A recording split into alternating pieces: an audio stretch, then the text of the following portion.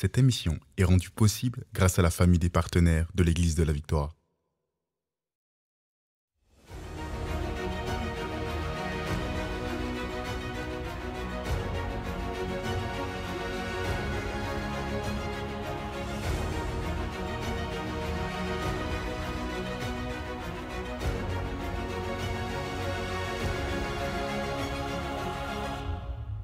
Bonjour tout le monde et bienvenue à l'émission Parole de foi. Ici le pasteur Joel Spinks.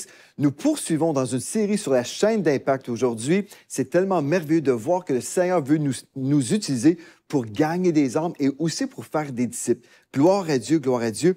Je veux juste revoir ce qu'on a déjà vu ensemble très rapidement. On va faire un survol et je crois que ça va vous aider, ça va vous bénir, gloire à Dieu. Et si vous n'avez pas suivi les émissions précédentes, j'aimerais vous inviter, visiter le site web de l'Église de la Victoire ou aller sur la chaîne YouTube de l'Église de la Victoire. Donc, Église de la Victoire, et puis vous allez retrouver les émissions Parole de foi. Et je crois que vous allez être bénis par le contenu des émissions précédentes sur la chaîne d'Impact. Gloire à Dieu. C'est vraiment une série super intéressante, importante pour l'enfant de Dieu et pour les leaders d'Église, pour les pasteurs. C'est vraiment la vision de Dieu pour faire croître le royaume de Dieu. Amen et amen. Et ça devrait nous intéresser. Si nous ne sommes pas intéressés, souvent c'est parce qu'on a eu peur. On a entendu le mot évangélisation et ça nous a repoussé. On a pensé, ah non, c'est pas pour moi, ça m'intimide et tout ça. Mais en fait, c'est une mauvaise vision et souvent, c'était une vision un peu religieuse. On doit faire ceci, on doit aller évangéliser, plutôt que de comprendre la vision qui est tellement plus simple, en fait. Oui, on peut aller évangéliser, mais il y a toute une foule de personnes dans notre entourage qui sont juste là. Ils veulent juste entendre parler de Jésus et puis nous sommes là pour leur prêcher la vérité. Donc, on va prier. On va prier, après on va faire une révision rapide et après on va poursuivre et on va voir comment on peut commencer cette chaîne d'impact vraiment et on va savoir comment, on va découvrir ensemble comment on peut prier pour les perdus. Tout ça aujourd'hui. Amen. Donc, Père éternel, on vient devant toi et on veut juste te dire merci encore une fois. Merci pour cette émission. Merci pour mes frères et mes sœurs qui sont dans les nations, qui écoutent cet enseignement et je prie qu'ils puissent être contaminés par un esprit de foi. Je prie qu'ils soient contaminés, Seigneur Dieu, par cette vision vraiment qui va nous aider à faire des ravages dans le royaume des ténèbres. Merci, Seigneur Dieu, parce qu'on va peupler le ciel dans ton onction avec toi, Seigneur Dieu. Nous ferons des exploits. Donc, on te remet cette émission, on te remercie à l'avance pour les vies qui seront transformées, pour les saluts qui arrivent dans ta famille. On le prie dans le précieux nom de Jésus et pour ta gloire.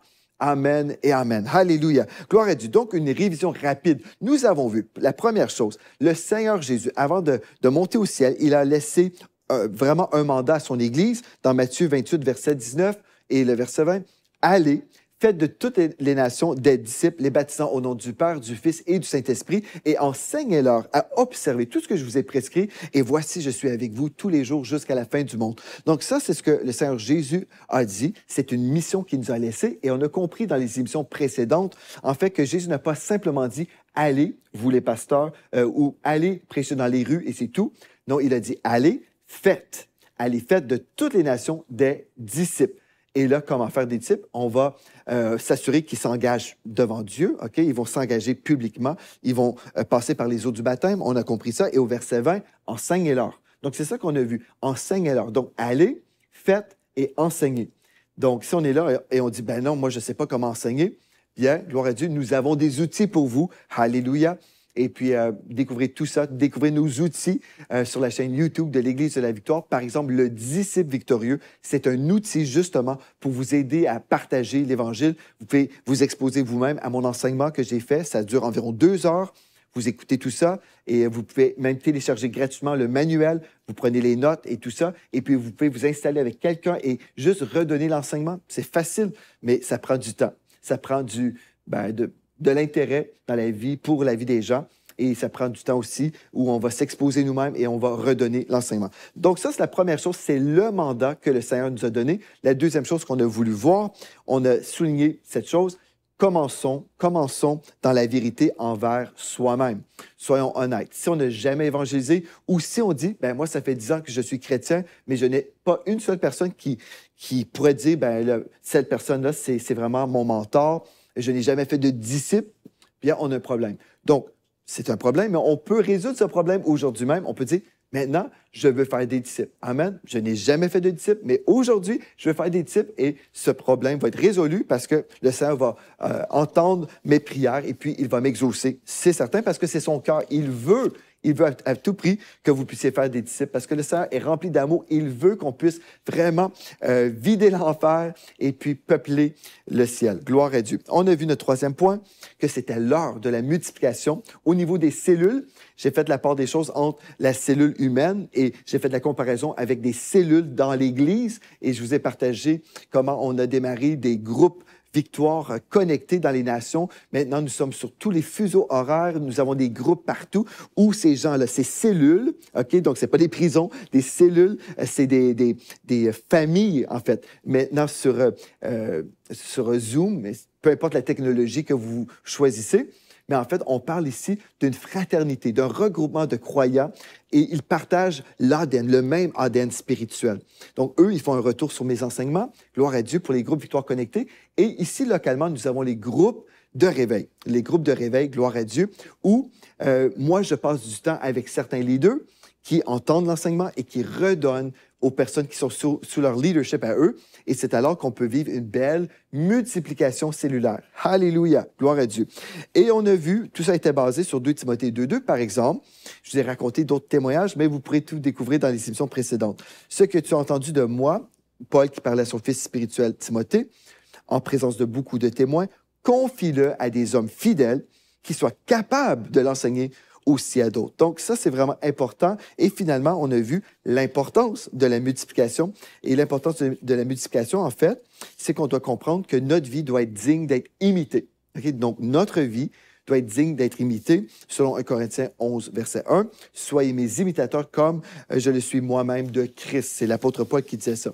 Que les nouveaux puissent regarder notre vie et voir, OK, cette personne-là, c'est mon modèle, je vais faire exactement comme celui qui m'a conduit au Seigneur Jésus-Christ. C'est ça la vision. Et on comprend, nous sommes imparfaits, on peut le dire aussi, mais comme je veux vraiment honorer le Seigneur à ce niveau-là, tu peux m'imiter. Regarde ma vie, je vais à l'Église, je vais t'aider à aller à l'Église.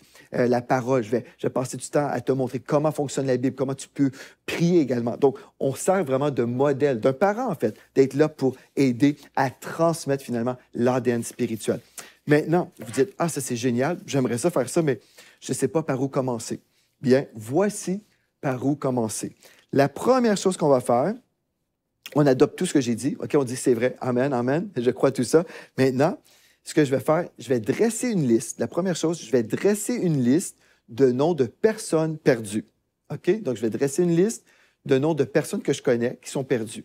Je veux préciser, encore une fois, je l'ai mentionné rapidement hier, mais des fois, on a à cœur des gens qui sont dans d'autres nations. Ce n'est pas mauvais d'avoir à cœur des gens dans d'autres nations. On peut prier, intercéder en esprit pour des gens qu'on aime, qu'on connaît, qui sont peut-être dans d'autres pays. Pas de souci. Mais concernant votre groupe que vous allez avoir, vous avez besoin d'avoir des gens qui sont dans votre vie, qui sont dans votre entourage, des personnes en qui vous pourrez vous investir si vous voulez avoir un groupe de réveil, comme je vous propose ici, où c'est en présentiel, où on s'occupe vraiment des brebis. Sinon, il y a des groupes Victoire connectés, et puis ça, c'est différent parce que c'est des gens de partout dans le monde qui sont connectés aussi virtuellement. Mais là, on parle vraiment de faire des disciples un à un. C'est de ça qu'on parle aujourd'hui. Donc, dressez une liste de personnes locales, des personnes qui sont dans votre entourage. Ça peut être votre mère, votre père, votre frère, votre sœur, vos oncles, vos tantes, vos cousines, vos cousins, vos collègues de travail. Ça peut être des amis à l'école. Peu importe. Priez et demandez, Seigneur, je veux vraiment évangéliser, je veux parler de toi à mes bien-aimés. Montre-moi les personnes, Seigneur Dieu, pour qui tu veux que je me prépare. Là. Et Seigneur, accorde-moi des rendez-vous divins avec ces gens-là. Parle à ces gens-là. Déjà, Seigneur, je prie que tu me donnes des noms. OK? Et là, comme vous priez, vous allez commencer à avoir des noms. Des noms vont monter dans votre esprit et dresser cette liste. Ça, c'est la première chose. Dresser une liste de noms. Amen? Ensuite, qu'est-ce qu'on fait? Prier pour le salut d'un ami, d'un membre de la famille ou d'un collègue qui a besoin de Jésus. Donc, vous avez une liste. Ensuite, priez pour cette liste. Priez pour les noms qui sont sur cette liste. Une des choses qu'on peut faire, je vais aller avec vous dans 2 Corinthiens 14, 14, je crois. En fait, ce qu'on veut faire, on veut... non, ça n'existe pas. Donc, c'est 4.4. Donc, je pense que c'est 2 Corinthiens 4.4. J'y vais rapidement. Nous lisons. C'est ça. Donc, 2 Corinthiens 4.4. On va commencer au verset 3. « Si notre évangile est encore voilé, il est voilé pour ceux qui périssent, pour les incrédules dont le Dieu de ce siècle a aveuglé l'intelligence, afin qu'il ne voie pas briller la splendeur de l'Évangile de la gloire de Christ qui est à l'image de Dieu. Donc, en gros, ce que je veux souligner ici, si notre Évangile est encore voilé, il est voilé pour ceux qui périssent. Donc, il y a des gens dans votre entourage qui sont spirituellement aveugles. Ils ne peuvent pas voir. Et là, on peut leur parler de Dieu ou on peut leur parler des choses chrétiennes, des choses spirituelles. Par exemple, peut-être vous ne croyez pas dans telle chose politique. Et là, vous commencez à parler de la politique. Et là, votre ami, votre frère, bref, la personne est totalement désaccord avec vous sur ce point politique. Souvent, vous perdez votre temps. Savez-vous pourquoi? Parce que l'homme naturel ne reçoit pas les choses de l'Esprit de Dieu. Elles sont une folie pour lui. Donc, ce qu'on devrait faire, c'est plutôt prêcher l'Évangile à la personne, c'est-à-dire le message de la grâce en Jésus-Christ. Vous prêchez ce message que j'ai souvent prêché ici, que vous retrouverez également sur la chaîne YouTube de l'Église de la Victoire. Et là, lorsque la personne est sauvée, là, elle va comprendre. Mais quand on passe notre temps à essayer de prêcher ou de prêcher la politique, là, on perd notre temps. Écoutez bien ceci. Donc, si notre Évangile est encore voilé, elle est voilée pour ceux qui périssent, pour les incrédules, dont le Dieu de ce siècle a aveuglé l'intelligence, afin qu'ils ne puissent pas voir briller la splendeur de l'Évangile. Donc, comment prier? Vous connaissez votre ami, OK? On va l'appeler Jean, votre ami. Vous savez, OK, lui, j'aimerais vraiment avoir une opportunité pour lui prêcher l'Évangile. Je veux que Jean soit sauvé. Et là, vous réalisez, mais cette personne-là, elle est vraiment éloignée de Dieu. On peut voir, elle est spirituellement aveuglée. Aveuglé comment? Quand on parle d'être spirituellement aveuglé, bien, le texte nous parle du Dieu de ce siècle. Donc, ce n'est pas forcément le diable qui est venu l'aveugler, mais c'est des esprits qui sont sous son autorité, qui viennent aveugler les perdus. Donc, ce qu'on fait, nous avons une autorité spirituelle et on peut prier et lier les principautés qui viennent rendre les gens aveugles. On lie ces principautés et on dit, dans le nom de Jésus, je commande à tout esprit impur, vous quittez la vie de Jean. Je déclare que Jean va voir la splendeur, il va voir la splendeur de l'Évangile dans le nom de Jésus. Et ça, je prie que tu puisses m'accorder une opportunité favorable pour que je puisse avoir un entretien avec Jean.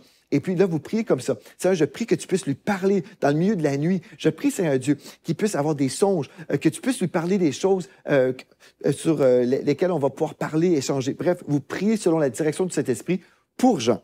Et quand vous priez tous les jours comme ça, l'Esprit de Dieu va travailler dans son cœur. L'Esprit de Dieu va orchestrer des choses. Peut-être il va rencontrer même un chrétien, et puis après un autre chrétien, et après il va vous rencontrer. Et là, vous allez avoir l'occasion parfaite pour lui prêcher l'Évangile. Mais vous devez prier. Mais vous commencez une liste, dressez une liste, priez.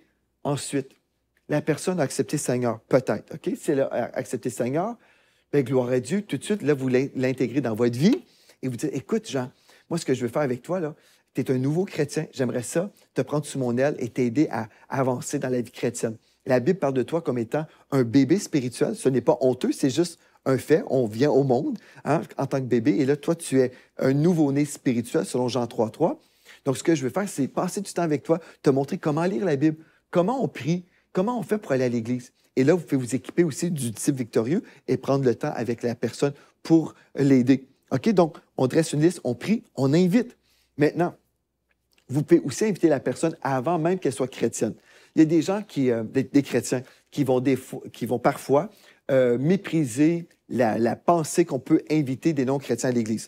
J'ai souvent entendu des gens dire « Ah, bien, écoutez, les chrétiens font juste inviter des perdus à l'Église et puis n'apprennent pas à évangéliser. On devrait apprendre à évangéliser. » C'est vrai qu'on devrait apprendre à évangéliser, mais est-ce qu'on devrait mépriser l'importance d'inviter des gens à l'Église?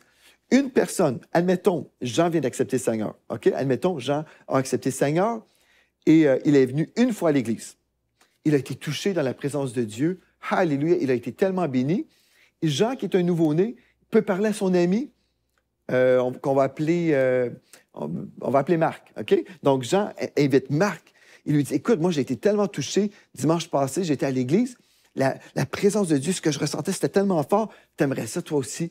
Et là, c'est fort probable, Jean ne sait pas comment prêcher l'Évangile. Il a une semaine de salut, admettons. C'est un nouveau-né, il ne sait pas comment faire, mais il a vécu quelque chose. Il est un nouveau-né, donc il peut inviter Marc et lui dire, « Marc, viens avec moi. » Et là, Marc, qui connaissait Jean il y a 2 semaines, quand il était dans le péché à fond, il va dire, « Ah, wow!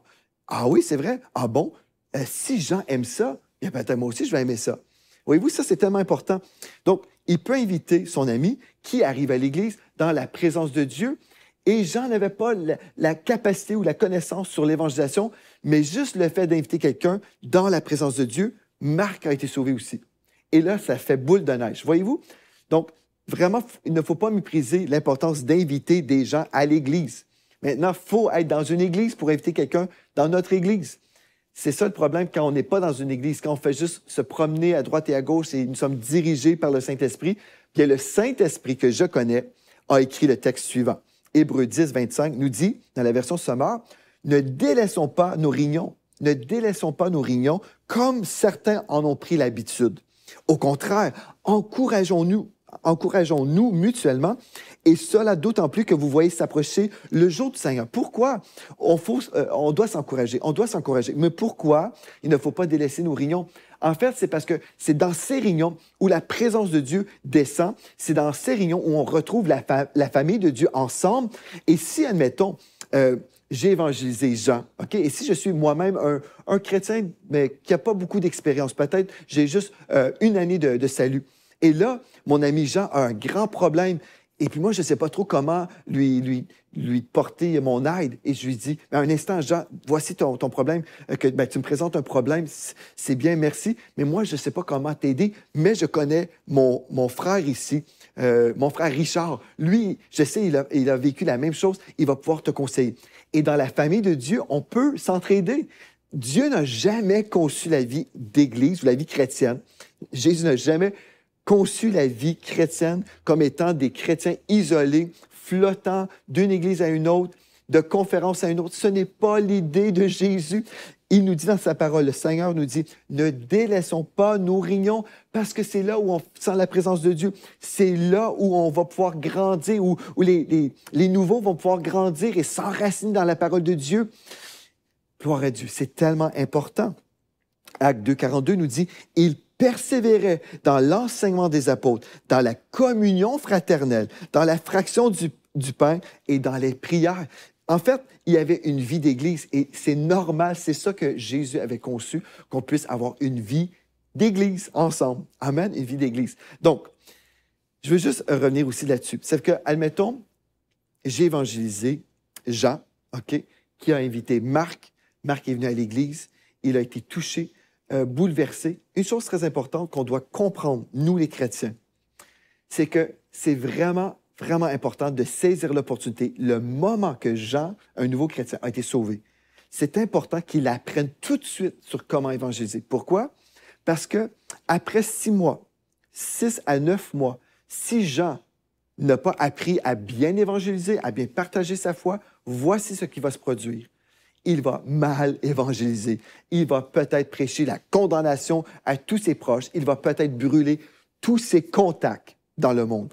Toutes les personnes qu'il a côtoyées pendant longtemps, s'il n'a pas le cœur de Dieu, il n'a pas la sagesse de Dieu en ce moment, il n'a pas grandi, il peut vraiment briser les relations. Il peut dire, bien, toi, tu t'en vas direct en enfer, et puis toi, tu es comme ceci, toi, tu es comme cela. Et là, il peut s'entourer de murs au lieu d'être entouré d'amis. C'est ça qui se produit souvent. Les nouveaux n'ont pas été pris en charge. Et puis, au final, là, ce qui se produit, ils perdent tous leurs amis. Ils perdent tous leurs amis qui deviennent parfois des ennemis. C'est pas ça qu'on veut. Mais des fois, c'est juste des gens qui disparaissent.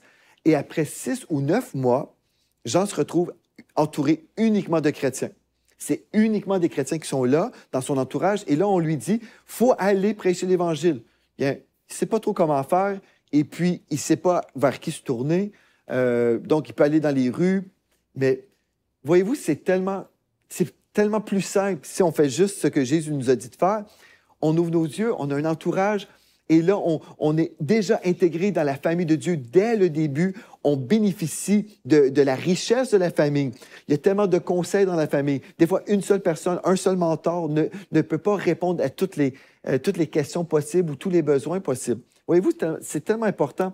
L'idée de Jésus, là, l'idée de l'Église du Seigneur Jésus, ce n'était pas l'idée des pasteurs, c'était l'idée de Jésus. C'est lui qui a fondé son Église. Bien, c'était une bonne idée et c'était pour un but. Gloire à Dieu. Quand les chrétiens me disent, on n'a pas besoin d'Église, on peut juste aller n'importe où, on peut faire ce qu'on veut, nous sommes libres, le Saint-Esprit nous dirige, rappelons-nous que ce n'est pas nous, notre Dieu, ce n'est pas nous qui décidons si ce qu'on vit, c'est bien ou pas bien, c'est Dieu. Dieu a parlé, Dieu a créé l'Église Et Dieu, oui, même s'il y a cette Église universelle, l'Église avec un grand E, il y a des églises. Et on retrouve dans le livre de l'Apocalypse, par exemple, nous retrouvons qu'il y avait même 7 églises dans ce livre. Et Dieu parlait aux 7 églises. Parce que chaque enfant de Dieu doit être dans une église locale, là où il va pouvoir grandir et s'enraciner probablement toute sa vie. Oui, il peut y avoir des exceptions. Il peut y avoir des saisons où quelqu'un est dans une église et là, Dieu lui dit, « OK, tu vas déménager de région ou tu vas, maintenant, je t'appelle à vivre telle promotion. » Et Dieu a tout orchestré. C'est vraiment de Dieu et la personne le sait qu'elle doit aller dans une autre assemblée parce que c'est Dieu qui a parlé. Mais aujourd'hui, il y a beaucoup de chrétiens qui sont toujours dirigés par le Saint-Esprit et ce n'est pas le Saint-Esprit, c'est des émotions. Des fois, la personne a vécu des blessures, elle quitte l'Église et puis elle pense que ça va être mieux ailleurs. Mais si on ne règle pas les problèmes localement, on va toujours revivre les mêmes choses ailleurs. Donc, frères et sœurs, ne soyons pas dirigés par nos émotions, ne soyons pas en réaction face aux blessures, mais comprenons, Dieu m'appelle dans une église locale. Je vais être dans cette église, je vais grandir, je vais vraiment croître, je vais prospérer, je vais m'enraciner. Même si les vents soufflent, je vais être fidèle au poste et je vais m'investir dans ma famille spirituelle. Je vais gagner des âmes et je vais savoir où les amener. Parce que, en fait, l'Église locale, c'est l'école. C'est l'école pour les nouveaux chrétiens et pour les plus vieux aussi. Voyez-vous? Gloire à Dieu, je suis d'accord avec moi-même. Finalement, le 4e point, enseigner. C'est ce qu'on a vu aussi. Enseigner ce que vous avez appris à des nouveaux chrétiens. Donc, c'est des personnes qui pourraient venir à l'Église et c'est des personnes qui pourraient devenir votre disciple.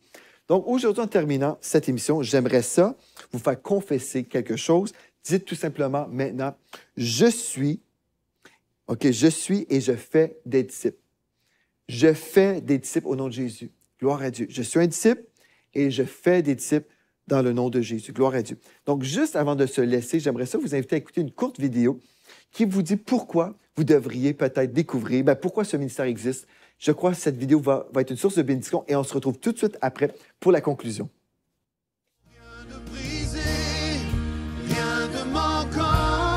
J'ai tout pleinement en Jésus, celui qui m'a sauvé, celui qui m'a guéri, celui qui est fidèle.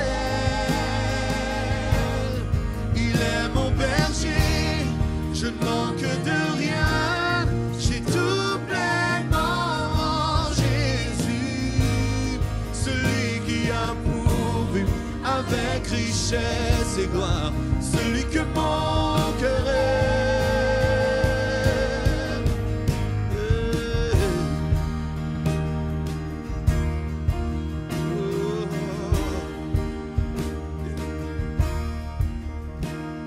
Tu as envoyé ton Fils et c'est par lui que je vis et par son grand sacrifice je vis l'abondance, oui l'abondance.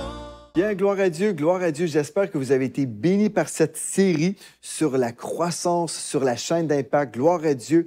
Et vraiment, vous pouvez m'écrire si vous avez été bénis. Écrivez-moi à témoignage@églisedelavictoire.com et dites-moi ce que l'Esprit de Dieu est en train de faire dans vos cœurs. Moi, je prie en fait que cette parole va vraiment porter beaucoup de fruits dans votre vie et dans la vie de vos bien-aimés pour qu'on puisse voir un réveil dans les nations. Nous travaillons ici localement dans cette église, ici au Canada, l'Église de la Victoire. Nous travaillons dans cette direction. On veut vraiment porter beaucoup de fruits. Et notre désir, c'est qu'on puisse aussi vous influencer dans votre église, là où vous êtes. C'est pas juste pour nous, c'est pour tous ceux qui aiment Jésus. C'est le mandat de l'Église avec un grand E et dans notre Église avec un petit E, nous disons oui Seigneur et ma prière c'est que vous allez dire oui aussi au Seigneur et qu'on puisse voir un réveil mondial où toute une armée se lève, une armée d'évangélistes se lève, où on fait des disciples, où on dit Seigneur, finalement on te dit oui, on ne dira pas bon on va dire oui en partie, non on va prendre tout le mandat, on va aller et on va faire des disciples de toutes les nations, on va les baptiser et on va les enseigner. Gloire à Dieu. Gloire à Dieu. Bien, merci d'avoir été avec moi. Je déclare sur vous, vous portez beaucoup de fruits à la gloire de Dieu le Père. Et je dis merci Seigneur Dieu pour tout le temps qu'on a vécu ensemble cette semaine. Merci Seigneur Dieu pour cette série. Gloire à Dieu pour les émissions qui continuent aussi, Parole de foi. Merci Seigneur Dieu pour tout ce que tu vas accomplir dans la vie de mes frères et de mes sœurs qui répondent aujourd'hui à ton appel, qui disent « Oui Seigneur, je réponds. Alléluia. » Gloire à Dieu. Donc, merci d'avoir été là et d'ici à notre prochain rendez-vous, rappelez-vous de ceci, en Jésus, vous êtes richement bénis. Vous êtes bénis par les messages révolutionnaires de l'Église de la Victoire. Prenez part à cette œuvre qui transforme des milliers de foyers en visitant dès aujourd'hui semer.ca. Devenez un partenaire mensuel ou un bâtisseur ou paramétrez vos dons de façon automatique en toute discrétion et sécurité. 100% de ce que vous semez sert à annoncer l'Évangile. Merci de croire avec nous. Semer.ca